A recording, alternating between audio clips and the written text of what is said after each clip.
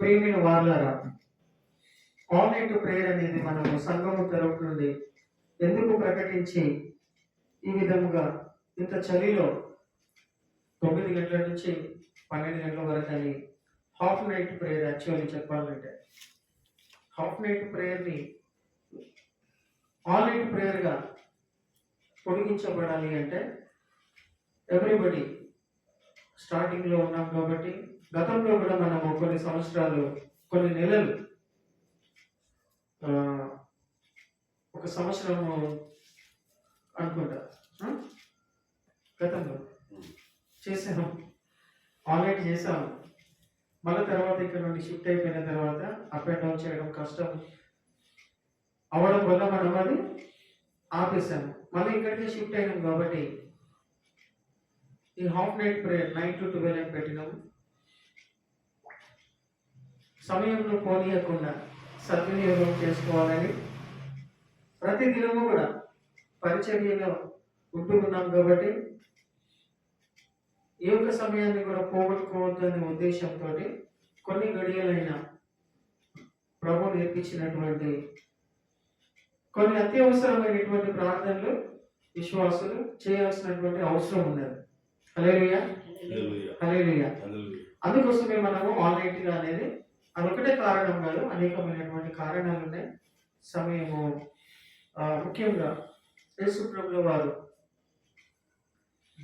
రాత్రి అంతా కూడా కలిసి కొండ మీదకి ఎక్కి ఒంటరిగా వెళ్ళి ఆ తరములో ఆ జనరేషన్లో కరెంటు లైటు వాతావరణము కరెక్ట్ లేని పరిస్థితులలో కూడా ఇంతకంటే చలి ఎక్కువగా ఉండొచ్చు బహుశా. కొండ ఎక్కి వెళ్ళి ప్రార్థన చేయడం అంటే ఎందుకు? దైవ కుమారుడు సాక్షాత్తు దైవ స్వరూపి అయినటువంటి యేసు ప్రభువుకి అవసరమా? ఆయన ఒక మాట పలికితే చాలు, సూర్యుడు అవును కాక అంటే అయిపోయినాయి, చంద్రుడు అవును కాక అయిపోయినాయి. సమస్తం కూడా ఆయన మాట చేత యేసు ప్రభు వారు సృష్టించారు. అట్లానే ఆల్ నైట్ ప్రేయర్ చేయకుండా ఒక మాట పలుకుతే ఏ ఉద్దేశం కోసం ఆయన ప్రార్థన చేస్తున్నాడో ఆ ఉద్దేశం నెరవేర్చబడుతుంది కదా. హల్లెలూయా, అవునా? అంత కొండ మీదకి ఎక్కి అంత చలిలో అంత అర్ధరాత్రి మొత్తం హోల్ నైట్ కూడా ఆయన వెళ్ళి ప్రార్థన చేయాల్సినటువంటి అవసరం ఏమై ఉన్నది? ప్రార్థన ఉద్దేశము అవునుగాక అన్నట్టు అయిపోతుంది కదా, కానీ ఎందుకు చేయాల్సి వచ్చింది? బికాస్ ఆయన మనకు చూపిస్తున్నాడు ఈ శరీరంలో మనుష్య రీతిగా ఉంటున్నటువంటి ప్రతి మానవునికి, ప్రతి విశ్వాసికి నేర్పిస్తున్నాడు ఆయన. హల్లెలూయా, హల్లెలూయా. కాబట్టి ఆల్ నైట్ ప్రేయర్స్ అనేటివి చాలా అవసరం. అన్ని సంఘాల వాళ్ళు కూడా కొంతమంది నెలకొకసారి, 15 రోజులకు ఒకసారి, వారానికి ఒకసారి, మనమైతే వారానికి ఒకసారి చేస్తూ ఉన్నాం. సంఘం యొక్క పరిస్థితిని బట్టి, అవసరతలను బట్టి మరియు ప్రభు చూపించినటువంటి ఆ మార్గంను బట్టి, ఆ యొక్క మోడల్ని బట్టి కూడా మనము ప్రతి వారము 9 to 12 గురువారం రోజున ఇది చేస్తూ ఉన్నాం ఆల్ నైట్ ప్రేయర్ అనేది. చూడండి, లూకా సువార్త 6వ అధ్యాయము 12-13 వచనాలు ఒకసారి చదవండి.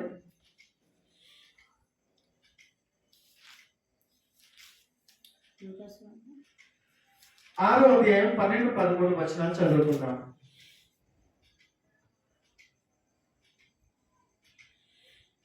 ఆ దినముల యందు ఆయన ప్రార్థన చేయుటకు కొండకు వెళ్ళి దేవుని ప్రార్థించుట యందు రాత్రంతయు గడిపెను. హల్లెలూయా. ఆ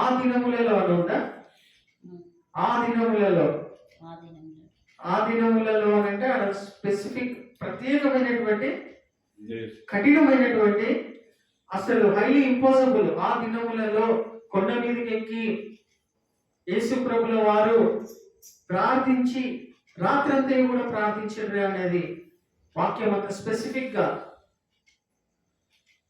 తెలియజేస్తూ ఉందంటే, రాత్రంతయు కూడా ఉండి తన నామంలో విశ్వాసం ఉంచిన ప్రతి ఒక్క విశ్వాసులు కూడా, దేవుని బిడ్డలందరూ కూడా ఆయన దైవ కుమారుడై ఉండి సాక్షాత్తు దేవుడై ఉంటూ ఉండగా, అల్ఫయు ఓమెగా అయినటువంటి దేవుడై ఉంటూ ఉండగా కూడా ఆయన కొండ ఎక్కి రాత్రంతయు all night he has spent whole night all night prayer. ప్రతి రాత్రంతయు కూడా ఆ రాత్రంతయు కూడా ప్రార్థనలో గడపను. ఏమి ప్రార్థన చేసి ఉండవచ్చు? రాత్రి అంతా ఉండి ఏం ప్రార్థన చేసి ఉండవచ్చు?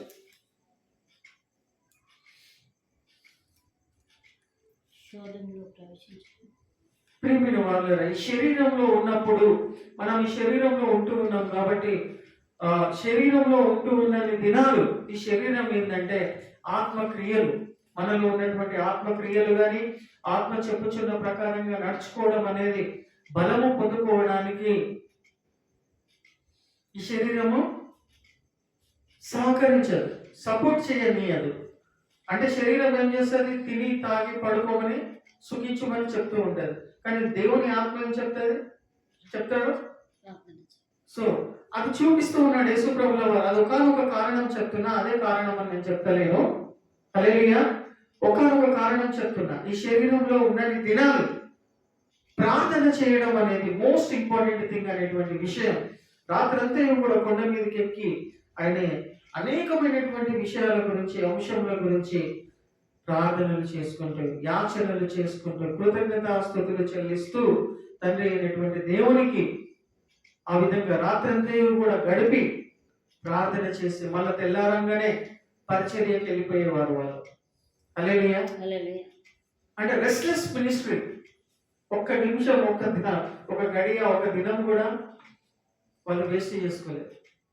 యేసు ప్రభు మరియు వారి శిష్యులు కూడా ఒక్క దినము, ఒక గడియ కూడా వేస్ట్ చేసుకోకుండా, పోనీయకుండా చూడండి వాళ్ళు ఆ విధంగా ప్రార్థనలు చేస్తూ పరిచర్య చేస్తూ ముందుకు వెళ్తూ ఉన్నారు. మరియు ఇంకొక వాక్యం కూడా మనం చూసుకుందాం. మార్కు సువార్త 1:35 చదువుకుందాం.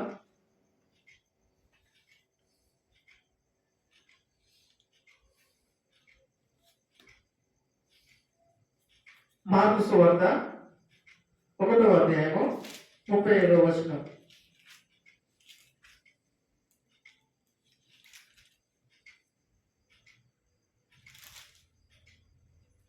ఆయన పెందల కడనే లేచి ఇంకను చాలా చీకటి ఉండగానే, ఆయన పెందల కడనే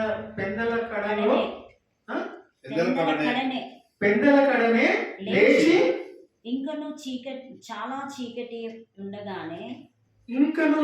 చీకటి ఉండగానే బయలుదేరి అరణ్య ప్రదేశములోనికి వెళ్ళి అక్కడ ప్రార్థన చేయుచుండెను. పెందల కడనే అడవిలోనికి వెళ్ళి అక్కడికి వెళ్ళి, పెందల కడ అంటే ఏ టైం ఉండొచ్చు? ఇంకా చీకటిగా ఉండగానే పెందల కడనే అంటే ఏ టైం ఉండొచ్చు? జస్ట్ గెస్ చేయండి. 3 ఇంకా చీకటిగానే అనే మాట కూడా తీసుకోవాలి మనం. మళ్ళీ రెండో మాట పెందల కడని అంటే 3 తీసుకోవచ్చు, 2 తీసుకోలేదు. 3 గంటలకు అంటే 3 o'clock ప్రేయర్ అన్నమాట. ఎక్కడికి వెళ్ళిండు ఆయన? యెరూషలేము మందిరంకి వెళ్ళలేదు, లేకపోతే ప్రేయర్ హౌస్ కో, ప్రేయర్ స్థలానికో వెళ్ళలేదు. ఎక్కడికి వెళ్ళిండు ఆయన?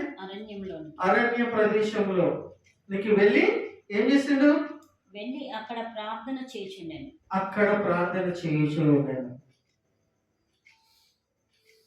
అరణ్య ప్రదేశంలోనికి వెళ్ళి early in the morning, maybe 3 o'clock సమయంలో అరణ్యంలోకి వెళ్ళి ప్రార్థన చేయడము, యేసు ప్రభుల వారు ప్రార్థన చేయడము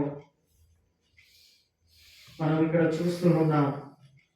ప్రియమైన వాళ్ళ ఒక ముఖ్యమైన విషయం ఏమైనదంటే God gives revolution and power in night prayers అంట. Hallelujah. God gives revolution and power in night prayers. ప్రత్యక్షతలు మరియు తన ఆత్మశక్తిని రాత్రి చేస్తున్నటువంటి ప్రార్థనలలో పొందుకోగలుగుతారండి. హల్లెలూయా. చూడండి చూడండి అలానే శిష్యులు కూడా ఏ విధంగా ప్రార్థనలు చేసినారు అనేది ఇంకొక వాక్యం చేసుకుందాం. అపొస్తలుల కార్యములు 16వ అధ్యాయము 16, 25, 26 వచనాలు.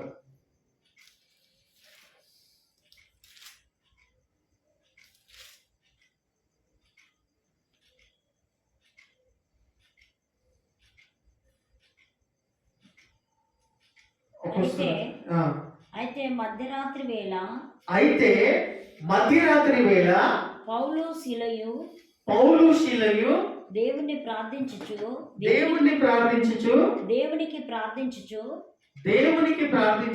కీర్తనలు పాడుచుండిరి. జైల్లో ఉండుకుంటా కూడా మధ్యరాత్రి పూట వాళ్ళను శిక్షిస్తారు అని తెలిసిన తర్వాత కూడా అది కూడా చీకటి సమయంలో మధ్యరాత్రి సమయంలో ఏం చేస్తున్నారు? ఏం చేస్తున్నారమ్మా?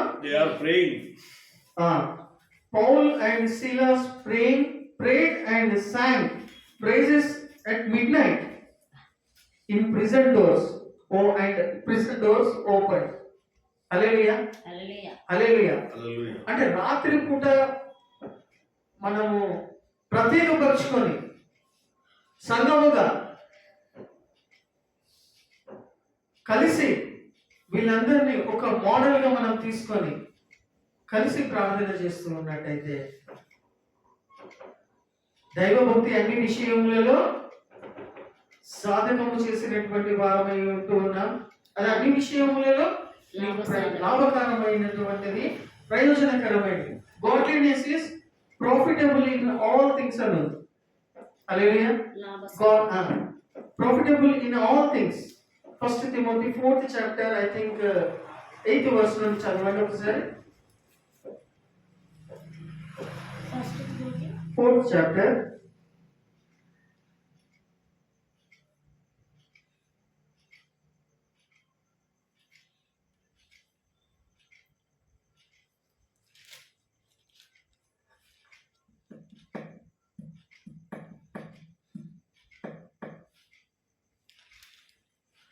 Night is quiet. God speaks in silence. రాత్రి నిశ్శబ్దములో దేవుడు మాట్లాడతాడు. హల్లెలూయా. రాత్రి నిశ్శబ్దములో దేవుడు మాట్లాడతాడంట. నిశ్శబ్దమైనటువంటి సమయాలలో దేవుడు మాట్లాడతాడు. హల్లెలూయా. చూడండి ఇంకొక కొటేషన్ కూడా చూసుకున్నాం మనము. God gives revelation and power in night prayers. Hallelujah. God gives revelation and power in night prayers.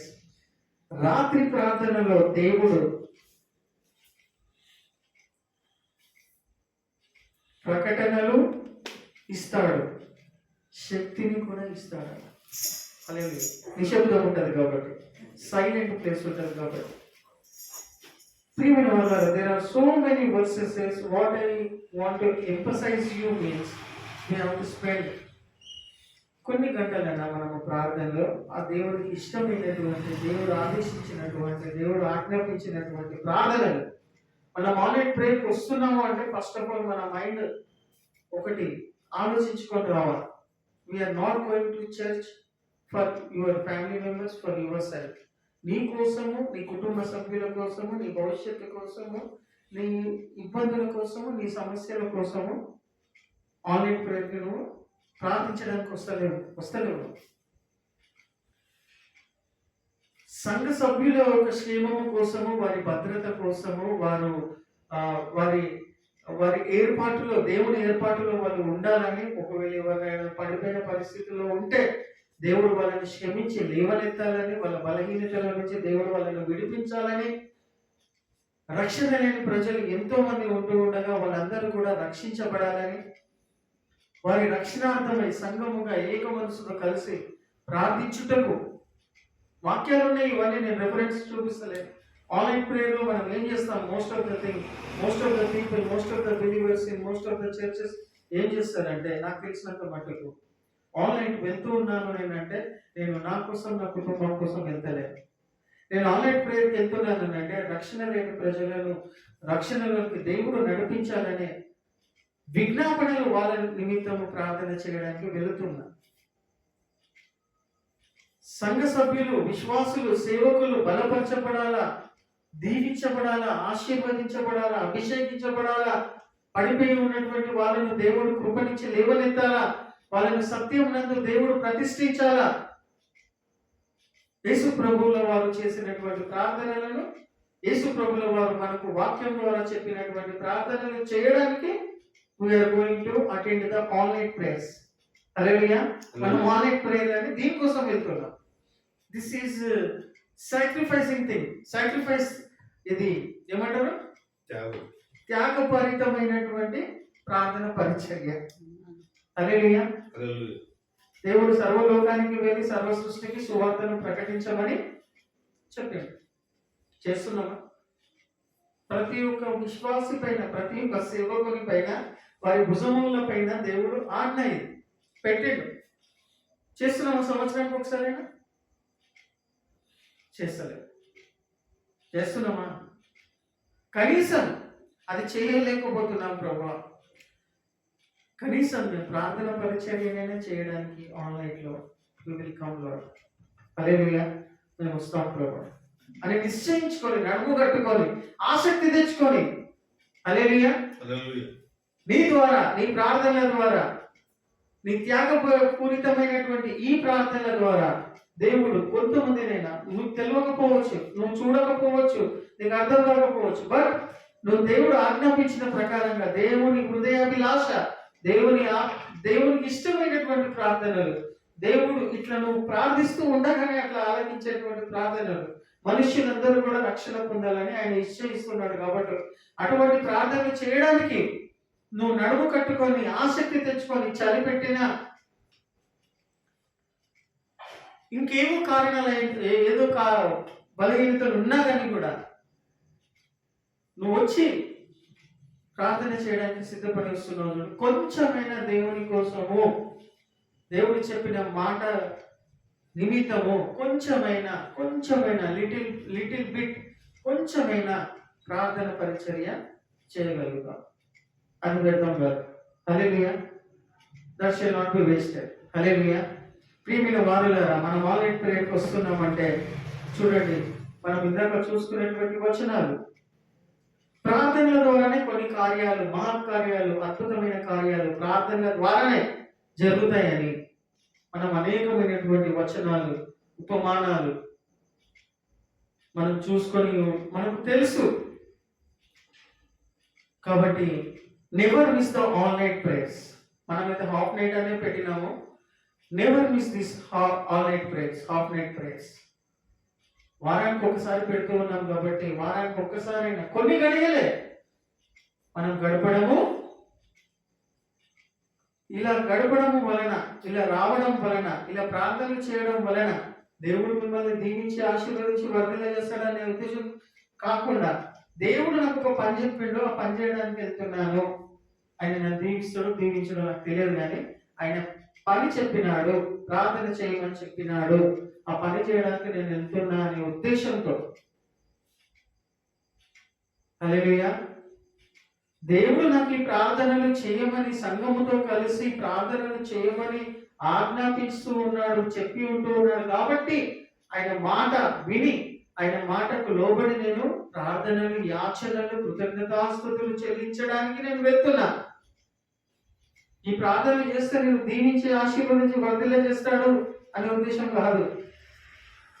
దేవుడు చెప్పిన మాట నేను చేయడానికి, ప్రార్థన పరిచర్య చేయడానికి నేను సంఘముగా వెళుతున్నాను అనే ఉద్దేశంతో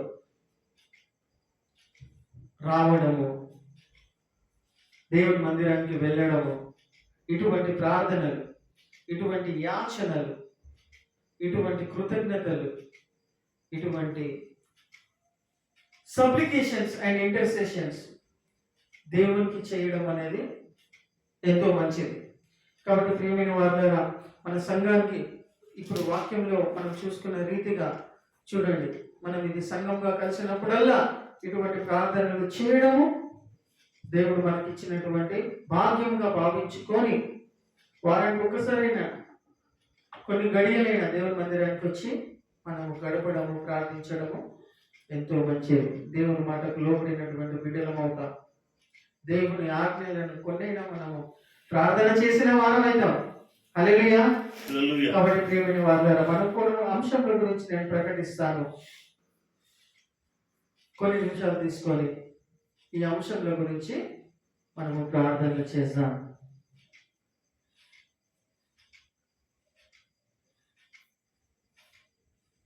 ముఖ్యంగా ఈ సంఘం యొక్క ఫౌండేషన్స్,